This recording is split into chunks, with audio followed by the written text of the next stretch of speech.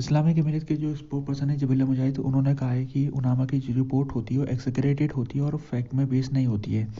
मुजाहिद के मुताबिक उनामा की रिस्पॉन्सिबिलिटी है कि जो अफ़गान गवर्नमेंट इस समय कोशिश कर रही है दुनिया भर के साथ डिप्लोमेटिक संबंध को बनाने के लिए, तो उसमें उनामा को हेल्प करनी चाहिए अफ़गान गवर्नमेंट की। वो कहते हैं कि उनामा को एक्टिव होने की ज़रूरत है और उसको जो अफ़गान गवर्नमेंट के जो काम है उसको सही तरीके से दिखाने की ज़रूरत है। उनामा इसमें हेल्प कर सकता है और अभी उनामा ये काम नहीं कर पा रहा है। मुजाहिद कह रहे हैं कि यूएन यूएस के दबाव में काम करता है और यूएन के जो डिसीजन होते हैं अफ़गानिस्तान के बारे में वो उसके ऊपर संदेह है हमें। और ये जो ऑर्गेनाइजेशन है ये अमेरिका के कंट्रोल में है। यूएन ने अभी तक जो उसकी उम्मीदें लगाई गई थी यूएन की तरफ से, वो अभी तक यूएन उसमें खरा नहीं उतर पाया है। एक्सपर्ट है जिनका नाम है अमीनुल्लाह एहसास, ये यूनिवर्सिटी लेक्चरर है और इन्होंने कहा कि उनामा की जो रिपोर्ट होती है आमतौर में वो इसमें इस्लामिक अमीरत का जो सिस्टम है उसको बदलने की बात होती है। जैसे कि पॉलिटिकल जो सिस्टम है इस समय, उसमें उनामा की रिपोर्ट में कहा जाता है कि इसमें केवल एक ही तबका इसमें शासन कर रहा है पॉलिटिकल, वो है पश्तून जो तालिबान से जुड़ा हुआ है। सोशल सेक्टर की में भी उनामा ने बार बार ये कहा है कि महिलाओं को इसमें जगह मिलनी चाहिए और महिलाओं के लिए स्कूल खुलने चाहिए, महिलाओं के लिए वर्क उनको काम में जाने का अधिकार मिलना चाहिए जो कि अभी तक नहीं मिल पा रहा है।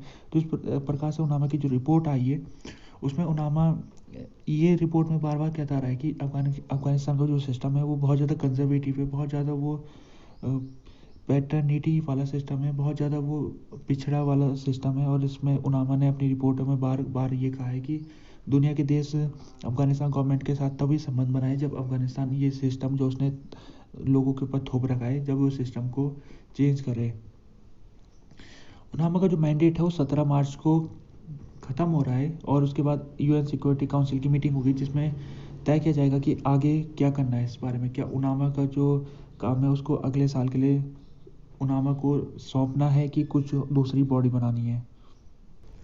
उज़्बेकिस्तान के जो एम्बेसडर है काबुल में, उनका नाम है यदगर सदमतबोव और वो Afghanistan Uzbekistan business connectivity meeting में पहुंचे हुए थे। उन्होंने कहा था कि जो उज़्बेकिस्तान और काबुल के संबंध है वो बढ़ते जा रहे हैं, व्यापार उनके बीच में बढ़ता जा रहा है, डेवलप होते जा रहा है। और उन्होंने ये कहा है कि इस समय जो अभी की जो प्राथमिकता वो ये है कि जो हमारे यहाँ पर काफ़ी कॉटन की फैक्ट्रीज है लेकिन हमारे पास कॉटन नहीं है इतना, तो हम ये अपील करते हैं अफ़गान गवर्नमेंट से कि वो अपने यहाँ कॉटन प्रोड्यूस करे और हमको एक्सपोर्ट करे और इससे अफ़गानिस्तान को भी पैसा मिलेगा और हमारा जो कॉटन मशीन है उनमें भी काम हो पाएगा।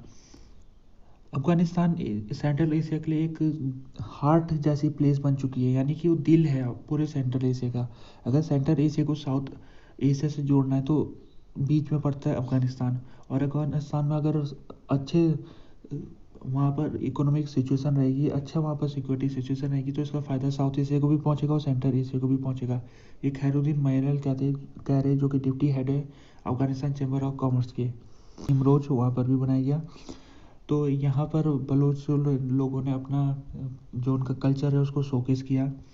बलोच लैंग्वेज को भी इन्होंने फैलाने का डिसीजन लिया और बलोच लोगों का जो कल्चर है जो कि अलग कल्चर है कई मायनों में, तो उस कल्चर को उसको प्रोटेक्ट कर सके, उस कल्चर को आने वाली पीढ़ी तक पहुंचा सके, उसके बारे में भी इन्होंने फैसला लिया। तो ये बलूच कल्चर डे जो होता है ये हर साल 2 मार्च को मनाया जाता है और ये बलूच इस समय अफ़गानिस्तान में कई जगहों में रहते हैं और बलूच लोगों के ऊपर हमला हुआ है, कई सालों तक इनको हमले से गुजरना पड़ा है। अभी जो इस्लामिक इमिरेट की जो गवर्नमेंट है उसने ये डिसीजन लिया कि वो हर एथनिसिटी के लोगों का सम्मान करेंगे और किसी को नुकसान नहीं पहुंचाएंगे।